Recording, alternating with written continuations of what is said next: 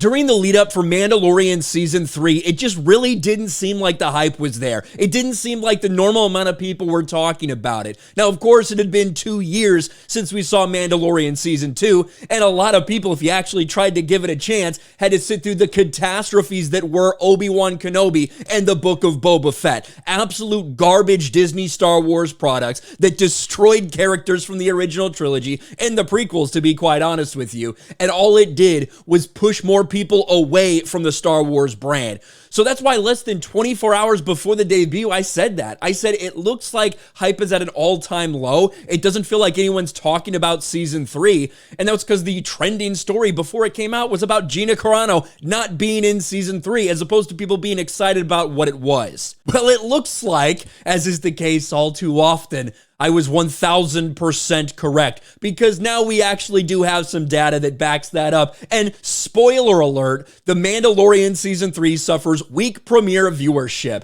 not only in compared to other Disney Star Wars shows like Obi-Wan Kenobi and Book of Boba Fett, but also compared to itself. Compared to the Season 2 premiere, which had nearly 2 million households in the United States watching, it's about 75% of that. The ratings have fallen off for The Mandalorian Season 3. The Mandalorian Season 3 premiere suffered a surprisingly weak performance on Disney Plus compared to other Star Wars series. Having kickstarted Disney's blockbuster efforts in the first streaming series from Marvel or Star Wars, Mandalorian turned into a cultural phenomenon over recent years. Let's put it this way. It was the Kickstarter for Disney Plus. It was the launching pad for Disney Plus. That was The Mandalorian first season. The second season did set records on the platform. Not so much for Season 3. The Mandalorian Season 3 premiere disappoints on Disney Plus. According to Samba TV, The Mandalorian Season 3 premiere had a relatively weak performance in comparison to other Disney Star Wars series.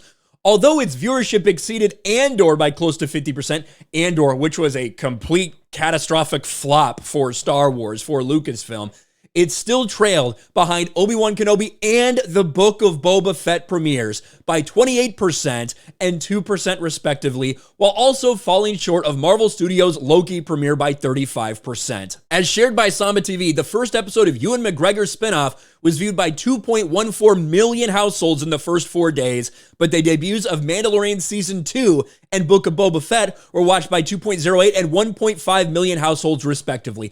All of those numbers beat Mandalorian Season 3. So think about that. Mando Season 2, 2 million people, nearly 2.1 million households tune in, according to these Samba TV numbers.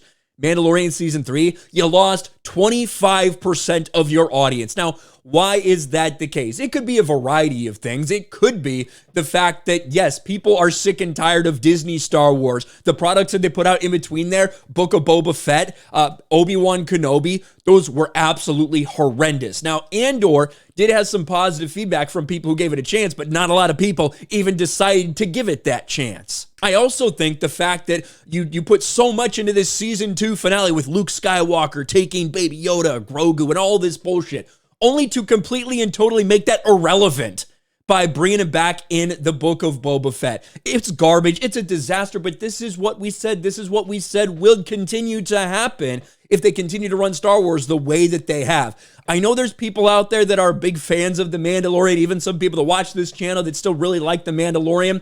I don't know why. I think Season 1 is fine. I think Season 2, you start to see, hey, let's jangle keys here and here. Let's make Mando run into every single important person in history in Star Wars over the course of just a few weeks. I don't think it's very good. I think it's incredibly flawed, and I think it relies on people's nostalgia for certain characters. Maybe that's part of the reason why you have this drop-off. The excitement that got built for Season 2, then a big drop-off once you realize that it's just not as good as a lot of people tried to make it out to be. And like we've talked about multiple times, there are some people out there that saw what Lucasfilm did to Gina Carano, fired her over her political opinions, and they honestly just don't want to be a part of anything like that anymore. They're not going to give this a chance solely because of that. Regardless, at this point, you cannot deny that the hype level is significantly decreased for Mando Season 3 compared to what we've seen before. Even for the Book of Boba Fett, a spinoff that didn't have a lot of hype, that wasn't really announced in that way, even that beat Season 3 of The Mandalorian. The flagship Disney Plus show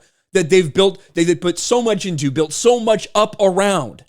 and it's not doing the numbers that they expected. A massive disappointment for Lucasfilm that, again, if you'd paid attention, we saw this coming. We told you the hype wasn't there, but some people refused to accept that. Some people said, oh, you don't know. You're just in your echo chamber. Now, I understand that I follow a lot of people that might not like Disney Star Wars, but also you can look back at the last couple of years. When you wake up after one of these shows comes out, it feels like it's constantly trending. Everybody talking about that. And that just wasn't the case. It wasn't the same. It didn't feel the same for season 3.